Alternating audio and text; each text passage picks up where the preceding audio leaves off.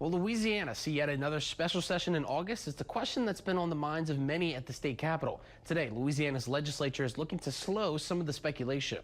In a joint letter, Senate President Cameron Henry and Speaker of the House Philip DeVilliers announced a special session on taxes is not in the works. The legislative leadership says due to the complexity of the issues they have, no plans to convene a special session on tax reform, but will instead continue to meet with stakeholders to refine plans for future legislative sessions. This comes following a strong push from the state's Revenue Secretary, Richard Nelson.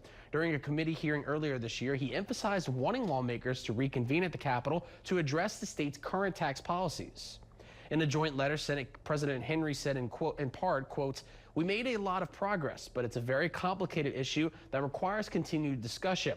The public deserves time to see our plans and understand the implications for their families and their businesses. We want to get this right." Plus, House Speaker DeVilliers says in part, "We have a group of legislators this term who know we have to think differently if we're going to make Louisiana more competitive and prosperous, and we are committed to reaching that goal in due time."